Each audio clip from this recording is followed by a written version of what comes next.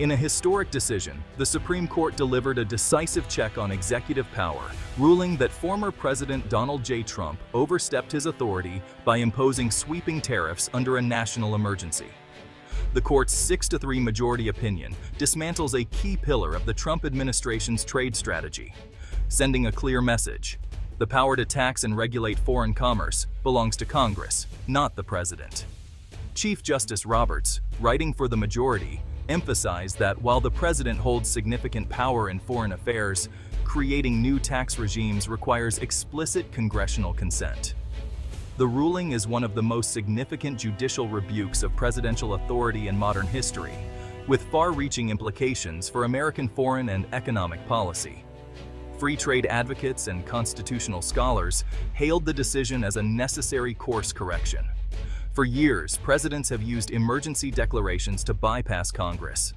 Today's ruling signals the judiciary will enforce constitutional boundaries. The immediate effect is legal and economic upheaval, but the long-term impact is a fundamental rebalancing of power. The court's broad declaration against using the International Emergency Economic Powers Act for tariffs was unexpected, invalidating billions in collected duties. Responsibility for trade policy now returns to Congress, setting the stage for a new chapter in American governance. The legal battle began with American businesses crippled by rising import costs, who argued that tariffs imposed under IEEPA were unconstitutional. A coalition of importers and manufacturers claimed these duties were taxes, a power reserved for Congress. Their case gained momentum, culminating in a federal appeals court ruling that President Trump exceeded his authority under IEEPA. This created a direct conflict with the executive branch's interpretation of emergency powers, making Supreme Court intervention inevitable. The central issue: where does presidential emergency authority end, and Congress's exclusive power to regulate commerce begin? The Trump and Biden administrations defended the tariffs as essential for national security, but plaintiffs countered that no emergency justifies bypassing Congress's constitutional mandate. The Supreme Court agreed to hear the case, setting the stage for a definitive showdown over the limits of presidential power. At the heart of the decision was Article 1, Section 8, which grants Congress the power to tax and regulate commerce with foreign nations. Plaintiffs argued tariffs are a form of tax, and only Congress can create them. The majority opinion affirmed that the executive cannot wield powers specifically assigned to the legislature. The Trump administration argued for broad presidential authority in emergencies, but the court rejected this, citing the specificity of the commerce and taxing clauses. The court drew a clear line: regulating commerce is distinct from imposing taxes, the latter being a legislative function. Allowing presidents to create taxes by declaration would erode checks and balances. The decision reaffirms Congress's primary role in economic policy and sets limits on how much authority can be delegated to the executive. If Congress wants the president to set tariffs, it must grant that power explicitly through legislation. The International Emergency Economic Powers Act, IEEPA, was at the center of the legal battle. IEEPA allows the president to regulate international economic transactions after declaring a national emergency, but it does not mention tariffs or taxes. The Trump administration's use of IEEPA to impose tariffs was a dramatic expansion of its intended scope. The Supreme Court ruled that the absence of explicit language meant Congress never intended to grant such sweeping power through IEEPA. Historically, IEEPA targeted sanctions against foreign adversaries, not domestic economic policy. The decision returns IEEPA to its traditional role, preventing its use as a general-purpose tariff authority. The ruling narrows emergency powers, reminding the executive that even in crisis, its authority is not limitless. The Supreme Court's decision to invalidate IEEPA tariffs has immediate financial consequences. The government must repay billions in duties collected from American companies, with estimates exceeding $80 billion. Processing these claims will be a massive administrative challenge, but for many businesses, refunds offer a crucial financial lifeline. The removal of tariffs will lower costs for imported goods, potentially easing inflation, but domestic industries may face renewed foreign competition.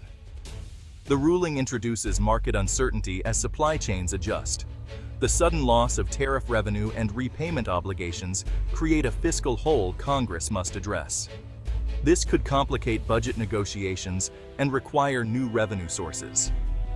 The economic fallout demonstrates how constitutional disputes can have profound real-world consequences. The Supreme Court's decision does not dismantle all Trump-era tariffs. Only tariffs imposed under IEEPA are affected. Those based on other statutes remain. Prominent tariffs on steel and aluminum, imposed under Section 232 of the Trade Expansion Act, continue. These were justified on national security grounds and were not challenged in this case. Similarly, tariffs against China for unfair trade practices, authorized under Section 301 of the Trade Act, remain in effect. The ruling removes only a specific layer of duties, not a wholesale rollback of trade policy. The result is a more fragmented tariff landscape, with some goods seeing cost reductions and others not. The decision highlights the importance of legal justifications for executive actions. While the court struck down one form of overreach, much of the protectionist framework endures. The Supreme Court's decision reasserts Congress's primacy in economic matters, forcing the executive to return to the legislative process for major trade policy shifts. Future presidents will find it harder to act unilaterally on trade, requiring explicit authority or new legislation. The ruling sets a precedent for how economic emergencies are managed, limiting presidential actions to those clearly granted by statute. Broad emergency declarations can no longer justify sweeping economic changes. The decision encourages lawmakers to take a more active role in trade policy. The long-term impact could be a more stable, deliberative approach, less prone to abrupt shifts. Trade policy is reaffirmed as the constitutional domain of Congress. This Supreme Court decision marks a pivotal moment in the balance of power between the executive and legislative branches. By striking down unilateral tariffs under IEEPA, the court sends a clear message. Presidential authority is not absolute, even in emergencies. The ruling reverses a decades-long trend of expanding executive power, returning some authority to Congress. It revives debate about the roles of each branch and reaffirms the system of checks and balances. Major policy decisions with vast economic consequences require congressional consent. Future presidents must now work more closely with Congress, rather than seeking legal loopholes. The case helps redefine the limits of the American presidency for the 21st century. The Supreme Court's decision to overturn Trump's use of IEEPA for tariffs is a constitutional milestone. It affirms that the power to tax and regulate foreign commerce resides with Congress, not the president. The ruling triggers immense financial consequences and alters the legal landscape for future administrations. Tariffs imposed under other statutes remain, making this a targeted rebuke rather than a wholesale rejection of protectionism. The decision pushes U.S. trade policy toward a more legislatively driven process. By reasserting Congress's role, the court redraws the boundaries of executive action during emergencies. The ruling reinforces the separation of powers, ensuring major actions require legislative consent. As the U.S. faces global challenges, this renewed emphasis on congressional authority will shape the nation's response for years to come.